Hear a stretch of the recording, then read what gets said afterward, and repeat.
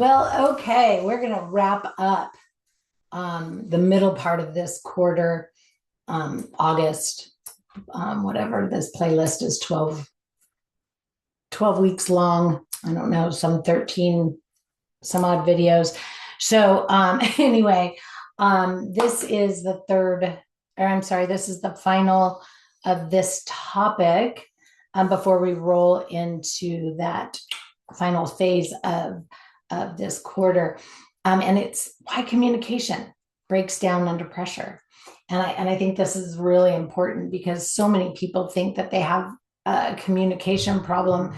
And sure, sometimes, right? Sometimes we do have a communication problem, but a lot of the times what I see and experience and witness is more of a pressure problem.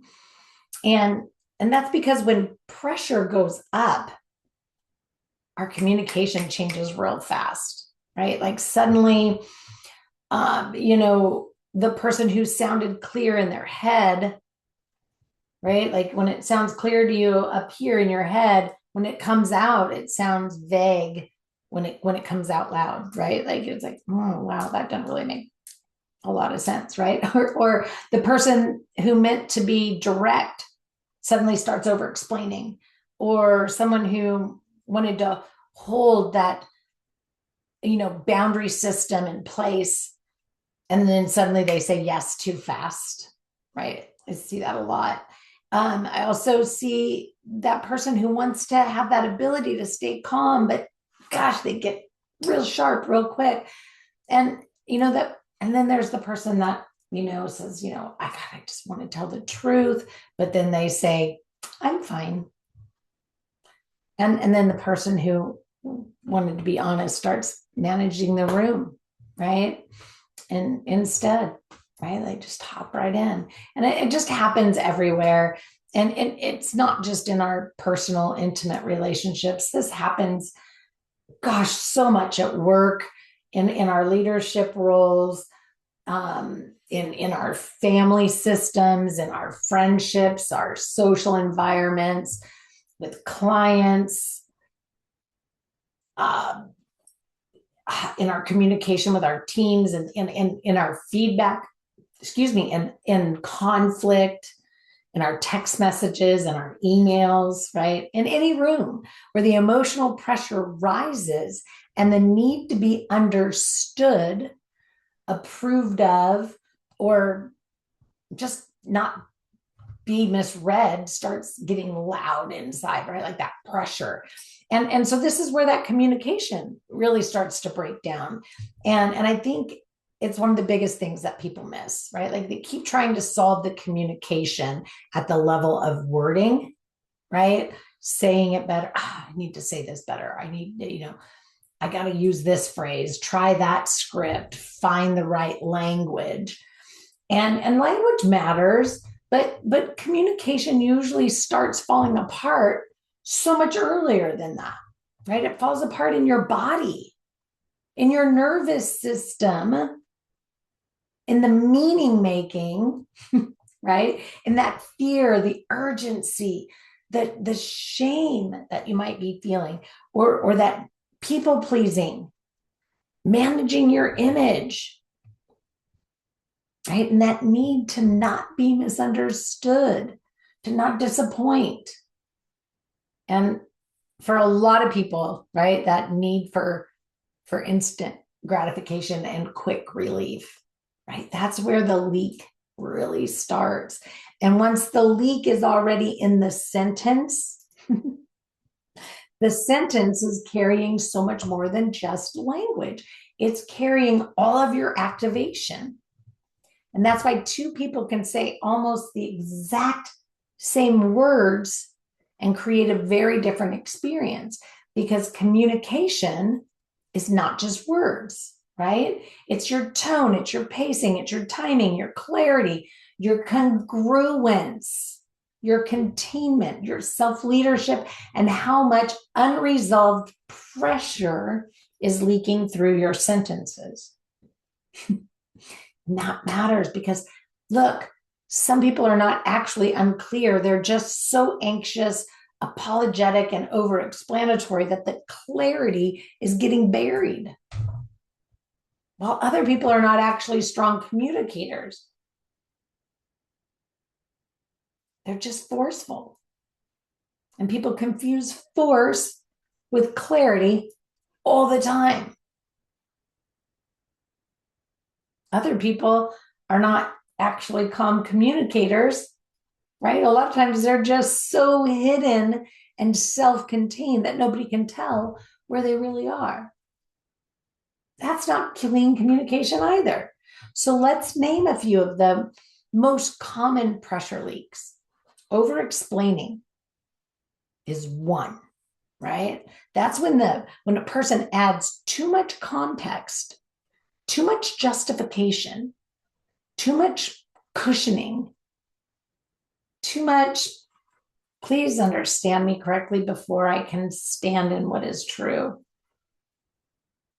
Right? That's actually not clarity. That's fear with a bunch of extra words. Then there's the undersaying, right? That's hinting instead of saying. That's being vague instead of clear.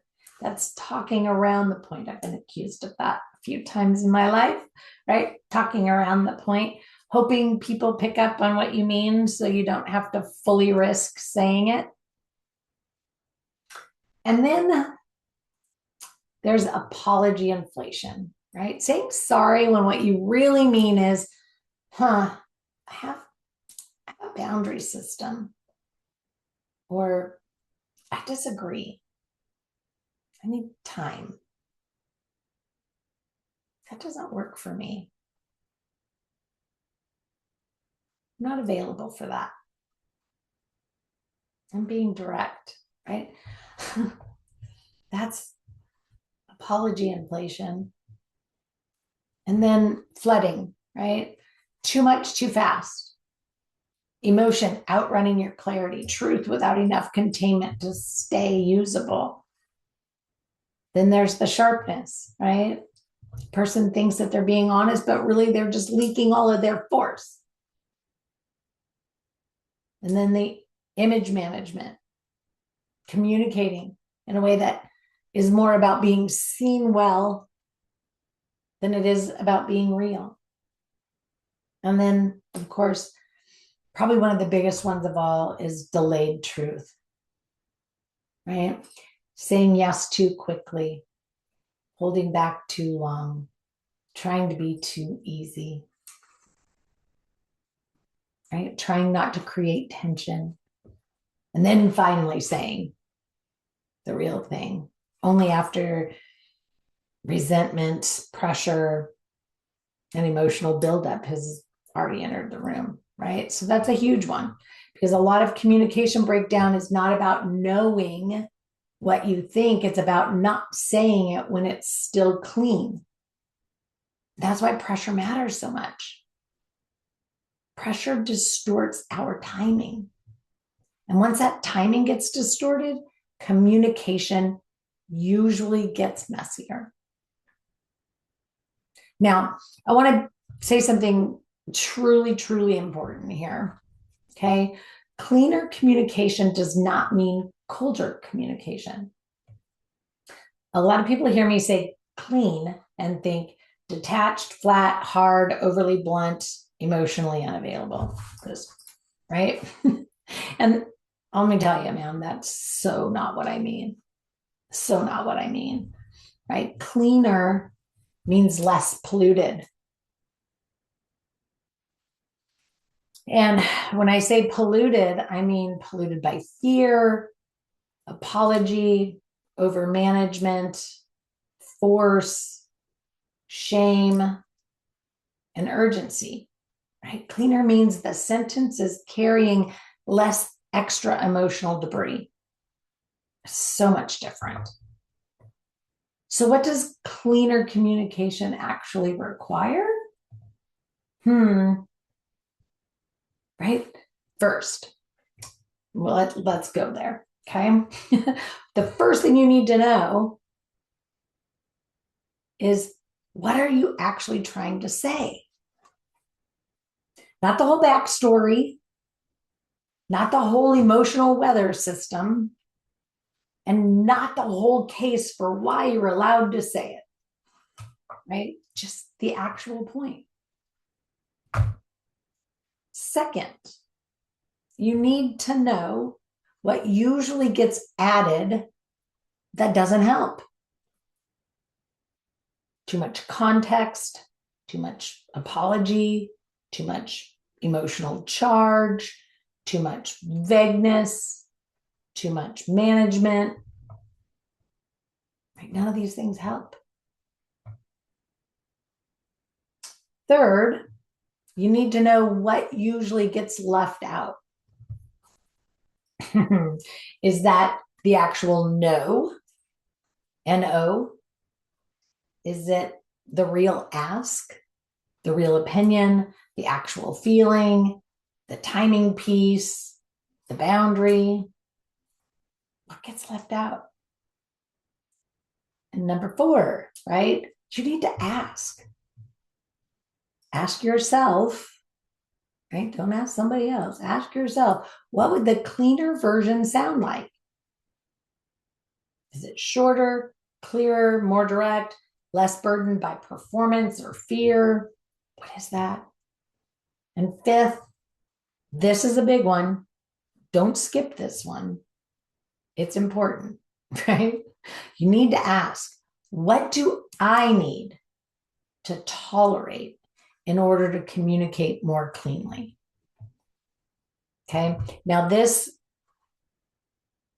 is where discomfort comes in, right? Because what do I need to tolerate in order to communicate more cleanly? This could be the other person's disappointment, it could be the other person's confusion, it could be their silence, it could be sitting through their different opinion, right? Enduring their reaction, my own discomfort, the fact that I cannot fully control how it lands for them, right? How they hear your words or experience you in that exchange is up to them, right? So that question matters because a lot of people don't know what to say.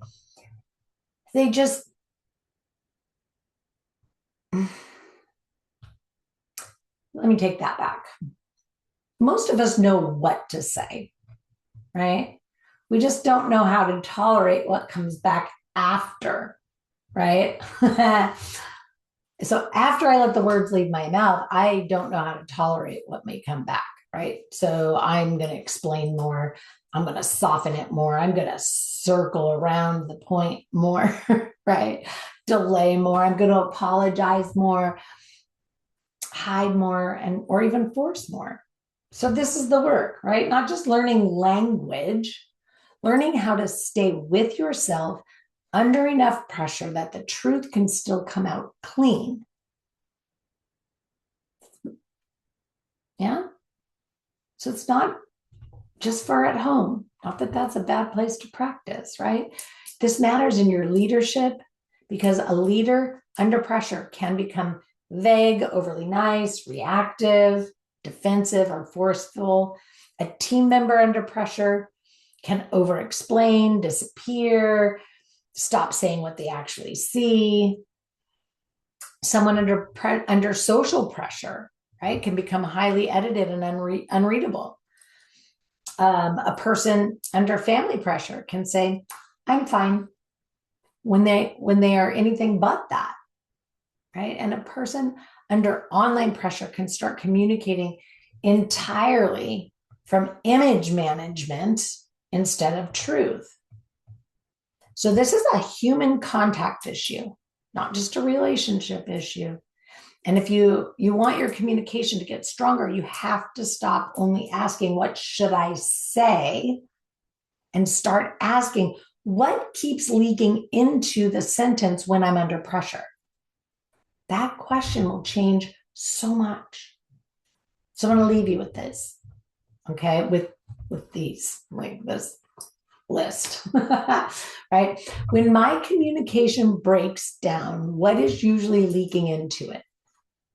fear, urgency, shame, people pleasing, image management, defensiveness, the need to not be misunderstood, right? Next one. What do I tend to do under pressure? Do I over explain, undersay, apologize, flood, go sharp, delay my truth? And what would cleaner communication look like for me in real life? Not colder, harsher, or more polished, cleaner. Because communication refinement is not about sounding better. It's about becoming truer, clearer, and more trustworthy under pressure. And that's how we close this month before moving into the final 4 weeks of this quarter, right? So if this resonated, this again is that public teaching layer. Inside the Insight and Impact Focus Group, we do the deeper work and go a lot farther. And across the total emotional performance, this connects directly to living in a state of emotional agility, which is developed through the core foundational work of live for yourself first and loving your physical body, because communication, my friend, is never just verbal, right? It's emotional, physiological, and lived. I'll see you soon.